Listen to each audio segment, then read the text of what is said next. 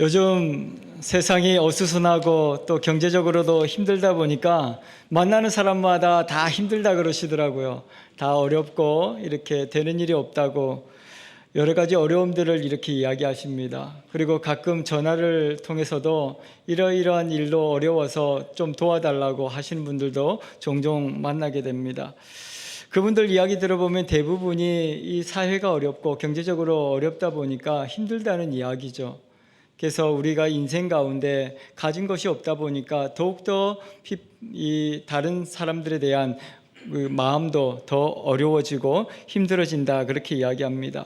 그래서 자영업자 하시는 분들은 손님들이 없어서 너무 힘들다, 그렇게 말씀하시는 분도 계시고, 또 목회자들 중에서는 또 교회가 너무 어렵다고 그렇게 말씀하시는 분도 계십니다.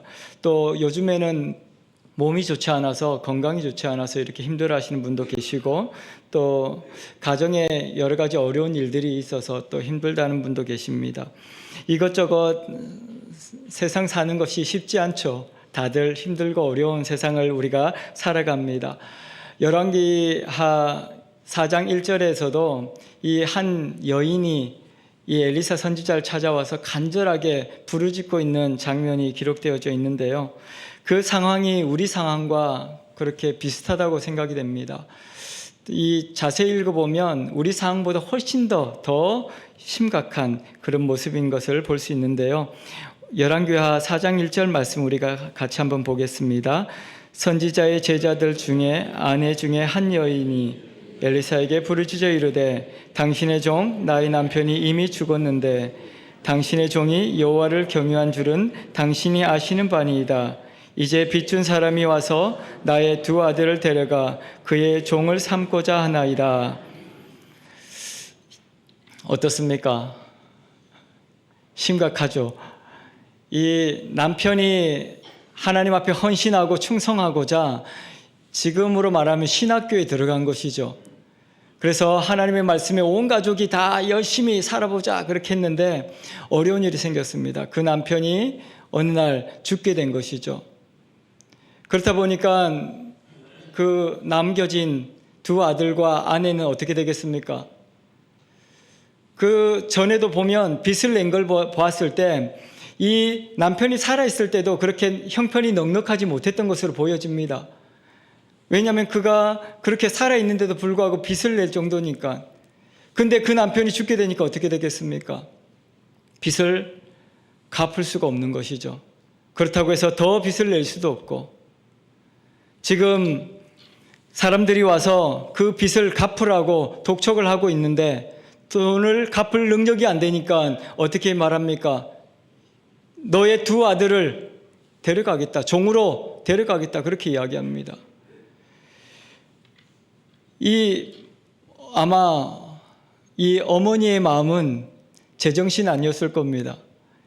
왜냐하면 아들을 이렇게 종으로 잡아가겠다고 하는데 제정신인 엄마가 어디 있겠습니까? 그래서 지금 엘리사 선지자를 급히 찾아와가지고 그 앞에서 통곡을 하고 있는 겁니다. 어떻게 해야 합니까? 어떻게 해야 합니까? 어떻게 우리 가정에 이런 일이 생길 수가 있습니까? 하나님의 말씀에 순종하고 싶었고 하나님의 뜻대로 살고 싶어서 내 남편이 이렇게 제사장으로서 선지자로서 이렇게 공부를 하려고 들어갔는데 어떻게 죽게 할 수가 있으며 또 죽음으로써 우리가 이런 어려움을 당할 수가 있습니까? 당시에 그 시대가 굉장히 어려운 시대였습니다. 아합이라는 아주 포악한 왕이 이스라엘을 다스리면서 이스라엘은 민심도 좋지 않았고 또 백성들은 하나님 앞에 예배하는 것으로 점점 멀어지게 되었습니다. 그런데 이 아합이 죽으면 세상 좋아질 줄 알았습니다. 그래서 다들 아합 왕이 죽기만을 기다리고 있었죠. 그런데 아합 왕이 죽어도 세상은 여전히 좋아지지가 않습니다. 오히려 흉년이 들고 민심은 더 좋아지지 않고 함께 협력하고 있던 주변에 있는 소수 부족들이 다 이제는 이스라엘과 함께 할 수 없다고 떠나게 됩니다. 북방에서는 아람이라는 또 새로운 세력들이 형성이 되고 그 사람들이 이스라엘을 공격하기 시작합니다. 공격하면서 이스라엘이 가지고 있던 재산뿐만 아니라 사람을 포로로 잡아가기도 하고 곡식과 모든 것을 다 빼앗아가 버립니다.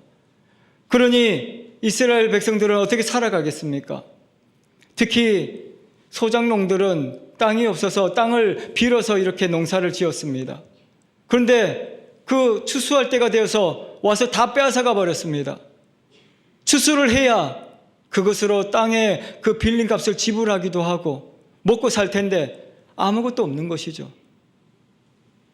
그런 상황 가운데 있는 것입니다. 이 여인도 뭔가 희망이 있어야 돈을 갚고 살아갈 용기가 생길 텐데 아무런 희망이 없는 것이에요. 더 이상 살아갈 수가 없는 것이죠. 그런데다가 아들까지 지금 잡아가겠다고 하니 어떻겠습니까? 더 이상 살아갈 용기가 없는 것입니다. 그래서 엘리사 선지자를 찾아와서 통곡하고 있는 겁니다. 어떻게 우리 가정에 이런 일이 생길 수 있습니까? 하나님을 믿고 하나님을 섬기는 이 가정에 어떻게 이런 일이 생길 수 있습니까? 그러면서 울부짖고 있는 장면이 1절의 모양입니다.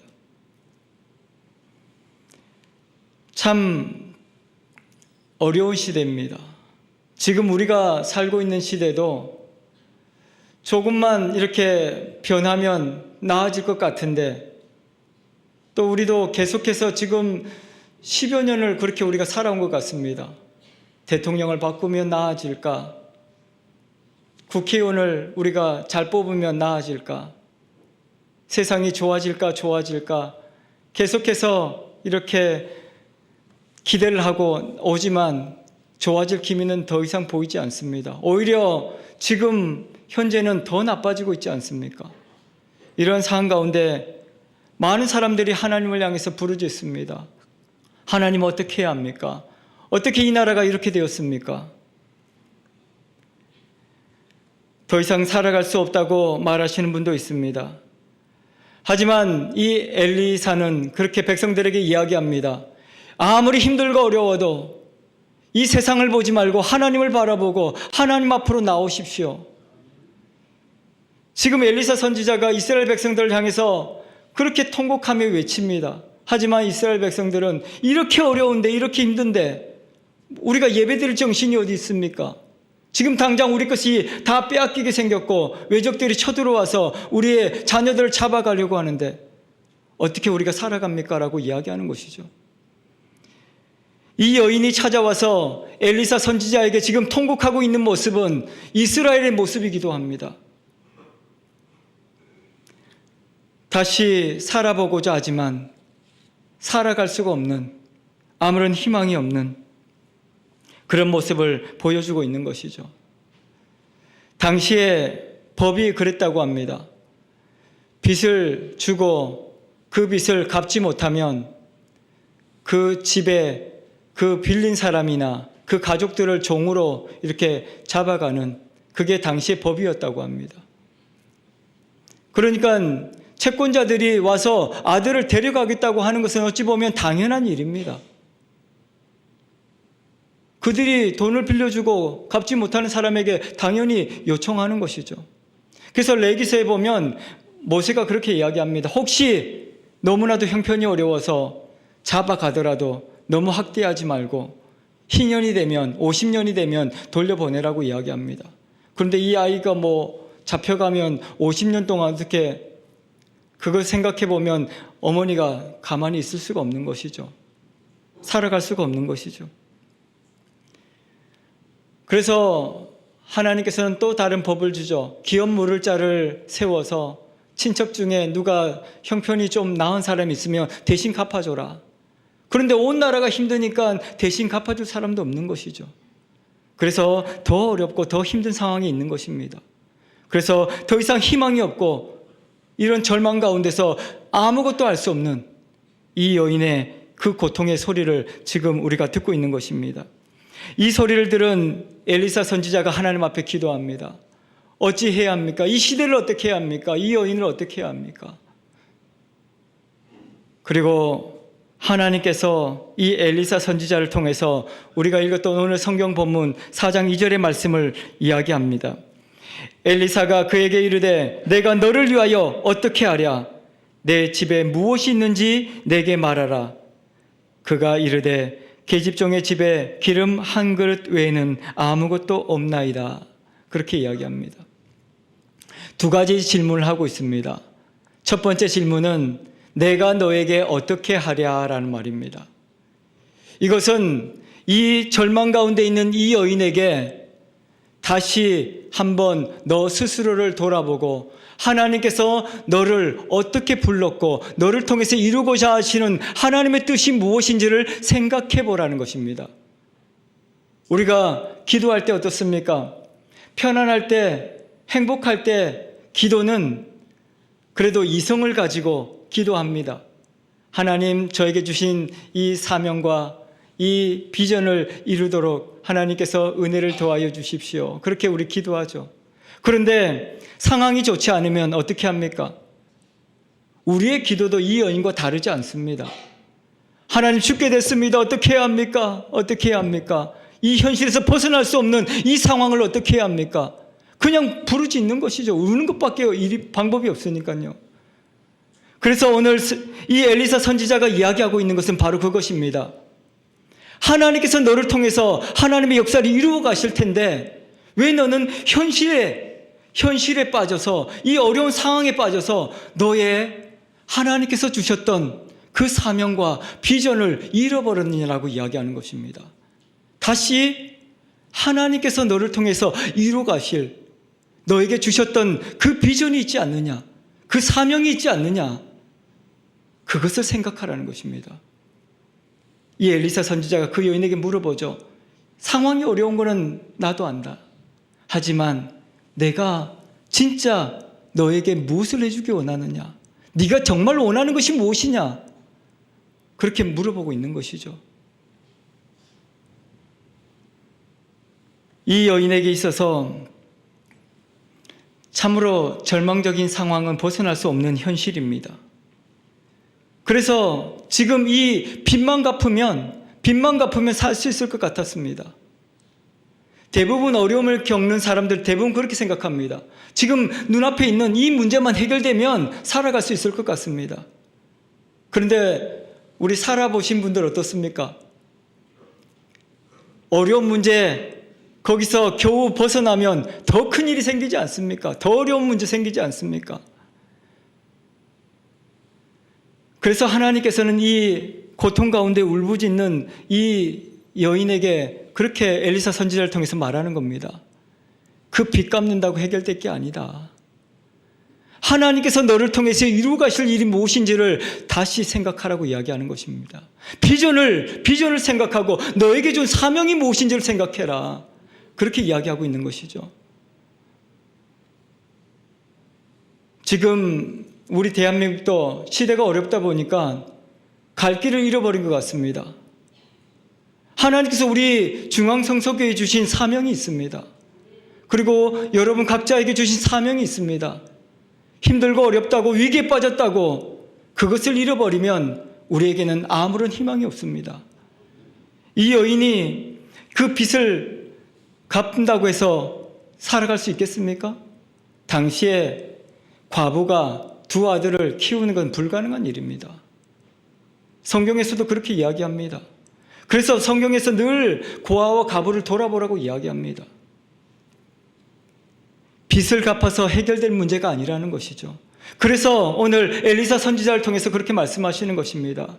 하나님께서 너를 통해 이루어 가실 일이 무엇인지 그것을 다시 생각하라고.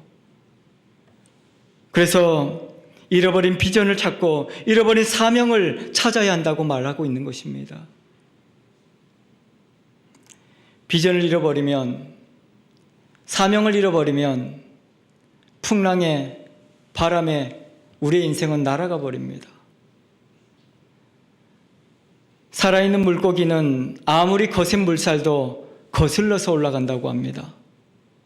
죽은 물고기는 떠내려갈 수밖에 없습니다.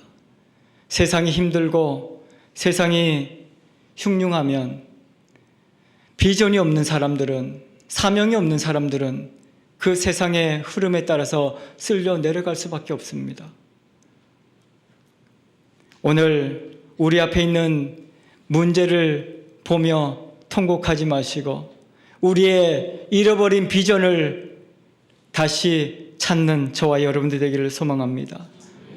우리 가운데 하나님께서는 각자에게 사명을 주셨습니다. 그런데 우리는 힘들다고 어렵다고 그 사명은 다 잊어버리고 나 힘들어서 못 살아요. 나 아파서 못 살아요. 나 이렇게 어려워요. 그래서 우리의 비전과 우리의 사명은 사라져버리지 않았는지 우리는 돌아보아야 합니다. 사람들은 이야기합니다. 이 문제만 해결되면 다시 할 수 있다고.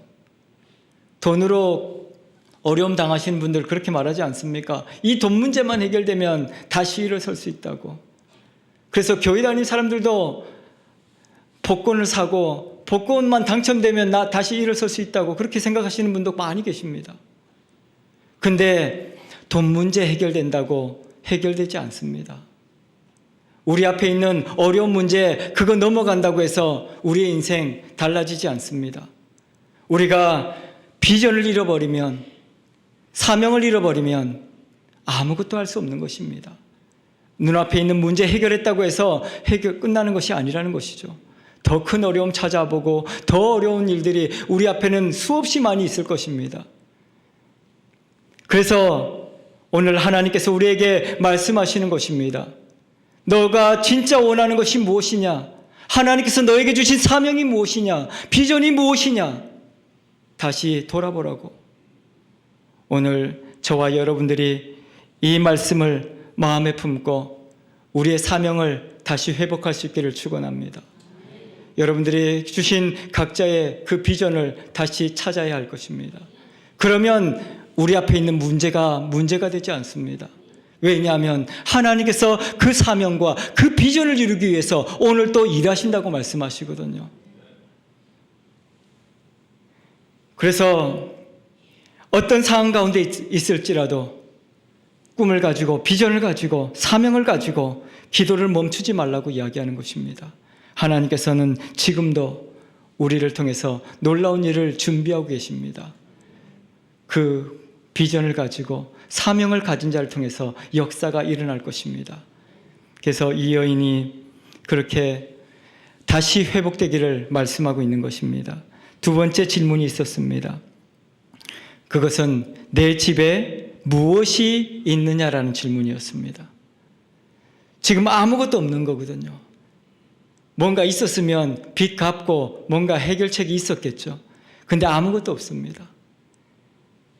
그런데 물어봅니다. 정말 아무것도 없느냐?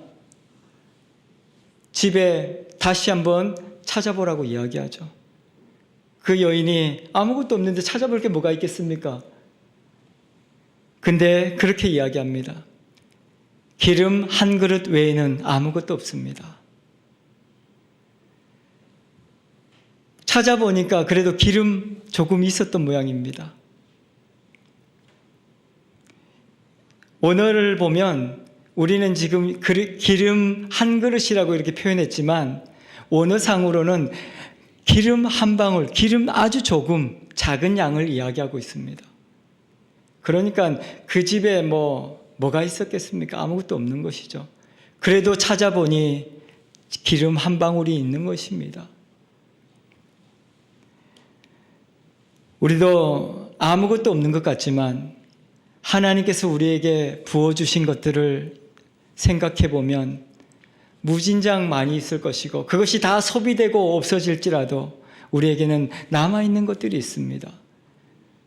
우리가 인생을 살아가면서 없는 것으로 불평하기 시작하면 끝이 없습니다. 왜냐하면 없는 것은 너무 많거든요. 그런데 있는 것을 찾아보십시오. 그 있는 것을 통해서 하나님께서 기적을 보여주십니다. 이것은 예수님께서 우리에게 믿음이 있느냐라고 묻는 질문과 같은 질문입니다. 지금 네가 가지고 있는 것이 무엇이냐? 어려움 속에서, 위기 속에서 네가 하나님께서 보여주실 믿음이 있느냐라고 물어보는 것입니다. 하나님께서는 겨자씨만한 믿음이라 할지라도 그 믿음을 통해서 산을 바다에 덤기는 역사가 일어날 것이고 뽕나무가 바다에 던져지는 역사가 일어날 것이다. 그렇게 이야기합니다. 그리고 작은 이 겨자씨만한 믿음이 있을지라도 그것을 통해서 새들이 와서 깃드는 큰 나무가 될 것이라고 말씀하고 있습니다. 지금 우리가 보기에는 아무것도 없는 것 같아 보여도 여러분들 안에 하나님께서 주셨던 그 자그만 기름 한 방울이 있다면 그것을 가지고 하나님 앞으로 나오십시오. 하나님께서 그것을 통해서 역사하실 것입니다. 때로는 우리가 아무리 노력해도 되어지지 않는다고 생각할 때가 있습니다. 야고보서는 그렇게 이야기합니다. 내가 얻지 못하는 것, 그것은 구하지 않는 것이고 또 가지지 못하는 것은 잘못 구하는 것이다. 그렇게 이야기합니다. 하나님께서 우리 가운데 말씀하십니다. 야고보서 4장 2절 3절에 너희가 욕심을 내어도 얻지 못하여 살인하며 시기하여도 능히 취하지 못함으로 다투고 싸우는도다. 너희가 얻지 못함은 구하지 아니기 때문이고 구하여도 받지 못하는 것은 정욕으로 쓰려고 잘못 구하기 때문이다. 어려운 상황에 빠지면 현실을 볼 수가 없습니다. 그래서 가족들을 핑계하기도 하고 자식들 너 때문에 되는 일이 없다. 또 아내를 핑계하기도 하고 나를 도와주면 조금이라도 우리가 살아갈 수 있을 텐데 너 때문에 되는 일이 없다.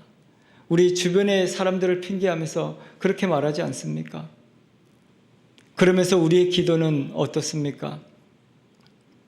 꿈도 소망도 없이 사명도 없이 그냥 현실을 탓하며 현실을 이렇게 하소연을 하고 있지 않습니까? 욕심을 내어도 우리는 가질 수 없습니다. 아무리 노력하여도 내 힘으로는 아무것도 취할 수 없습니다. 오히려 상처만 주고 아픔만 더할 뿐이라는 것이죠. 그리고 내 욕심을 채우기 위해서 아무리 하나님 앞에 부르짖어도 하나님은 응답하시지 않는다고 말씀하십니다. 하나님께서 원하시는 것은 하나님 앞에 나와서 통곡하고 있는 그 울음소리가 아니라 하나님께서 원래 우리 가운데 주셨던 비전과 사명입니다. 그리고 우리 안에 주셨던 그 작은 믿음이라 할지라도 우리에게 지금 있는 것을 가지고 나와서 하나님께서 이루어 주실 것을 기대하는 마음입니다. 그것을 통해서 하나님께서는 역사하시겠다고 말씀하고 있는 것입니다. 오늘 저와 여러분들이 이 두 번째 질문을 기억하십시오. 너에게 무엇이 있느냐? 너에게 믿음이 있느냐? 찾아보면 그래도 우리가 한때 얼마나 열정적으로 살아왔습니까? 아무리 위기 가운데 있어도 그 하나님의 흔적들이 우리에게 남아있지 않습니까? 그걸 가지고 하나님을 기대하십시오. 하나님께서 우리를 통해서 놀라운 일을 보여주시겠다고 말씀하십니다.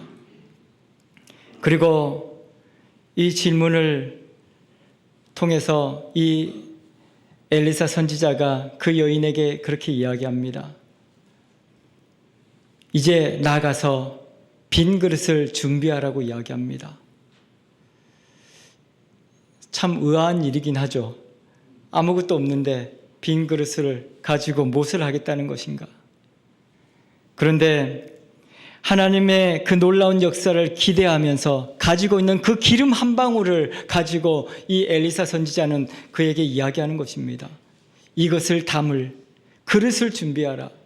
한 방울이면 뭐 담을 때가 있겠습니까? 그런데 하나님께서 부어주실 것을 기대하고 빌려오라고 이야기합니다. 가만히 있지 말고 나가라고 이야기합니다. 어려운 일이 생기면 사람들은 자꾸 골방에 숨으려고 한다고 합니다. 사람들 안 만나려고 한다고 합니다. 근데 여기서도 우리는 중요한 놀라운 비밀을 알 수 있습니다. 하나님께서 위기를 만났을 때, 어려움을 만났을 때 밖으로 나가라고 이야기합니다. 그리고 사람들에게 선포하라고 이야기합니다. 하나님께서 나를 통해서 역사하실 텐데 나에게 그릇을 빌려주십시오. 그 은혜를 누릴 그릇을 빌려주십시오. 다른 사람들이 볼 때는 이상하게 보일 수도 있겠죠. 아무것도 없는데 뭘 담으려고 그릇을 빌려달라고 하는가. 그런데 이 사건을 통해서 하나님은 이 빌려준 사람도 사실은 대단한 사람들입니다. 왜냐하면 아무것도 갚을 능력이 없고 지금 그 집이 지금 다 종으로 잡혀가게 되고 살아날 수 없는 그 상황 가운데서 이렇게 빌려달라고 하는 것을 빌려줄 수 있는 사람들도 참 감사한 사람들이죠. 저는 이 성경을 보면서 하나님께서는 우리가 위기를 만났을 때에도 하나님께서 우리 주변에 있는 사람들과 함께해야 한다는 것을 말씀하고 있다고 생각이 듭니다. 그래서 여러분들이 위기를 만났을 때 더 우리 하나님의 역사를 서로에게 나누십시오. 그러면 놀라운 일이 일어납니다. 그렇게 그릇을 믿음대로 아마도 굉장히 많이 빌려왔을 것 같습니다. 얼만큼 빌려왔는지 성경이 기록하고 있지는 않지만 저 같으면 아마 우리 동네 다니면서 우리 집에 쌓을 곳이 없을 정도로 빌려왔을 겁니다. 여러분들은 얼만큼 빌려왔겠습니까? 그렇게 그릇을 빌려오고 나니 엘리사 선지자가 문을 닫고 이제 그 기름을 부으라고 명령합니다. 근데 놀라운 기적이 일어나죠. 정말 한 방울 그 기름 조금이 그 그릇에 채워질 때까지 계속 쏟아지는 그 기적을 경험하게 됩니다.